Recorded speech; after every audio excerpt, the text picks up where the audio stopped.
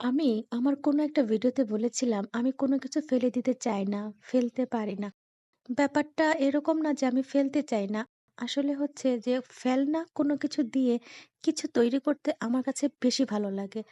একটা জিনিস ফেলে দিয়েছি, পড়ে রয়েছে, সেটাকে আমি কাজে লাগাতে পারছি, এটা ভাবতেই আমার কাছে ভীষণ ভালো লাগে। তাই হয়তো আমি কোনো কিছু ফেলে দেই না। আজকে আমি ফেলে রাখা কিছু জিনিস দিয়েই তৈরি করে আমার ওয়ালটাকে সাজাবো। অনেকদিন ধরে আমার ঘরের কোণার এই দেয়ালটা আমার চোখে পড়ছে।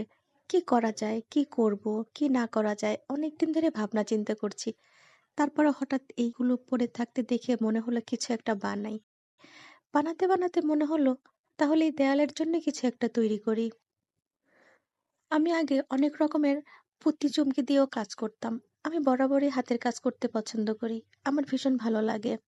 তাই আমার কাছে কিছু পুরনো পাথর, পুঁতি, পার্ল এগুলো ছিল।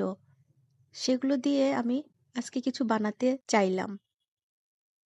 কিছু মোটা কাগজ প্রয়োজন, তাই ফেলে রাখা বক্স দিয়ে কাগজের কাজটা সেরে নিলাম।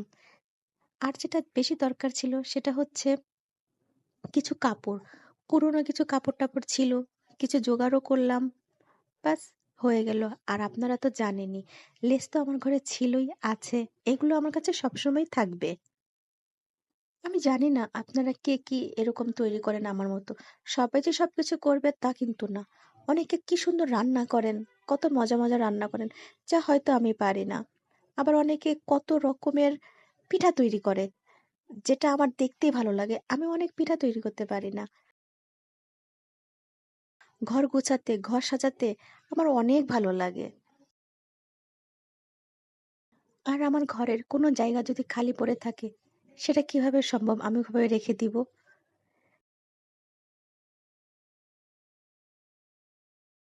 যখন তখন যা মনে হয় কিছু একটা তৈরি করে ওই জায়গাটাকে ফিল আপ করে দিই। এগুলা যারা করে আসলে তারা এইটা বুঝবে যে ঘর সাজাতে পারলে, কিছু বানাতে পারলে নিজের কাছে যে কেমন একটা আত্মতৃপ্তি পাওয়া যায়।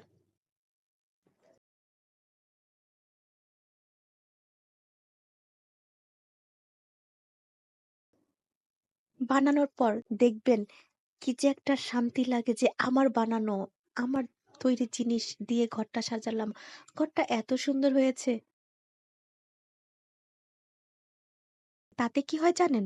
ঘরের প্রতি বা জিনিস বানানোর প্রতি আগ্রহটা আরো বেশি হয়ে যায়। আপনারাও ট্রাই করবেন।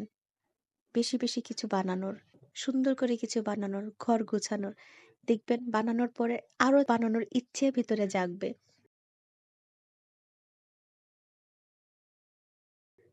আপনারা সবাই ভালো থাকবেন।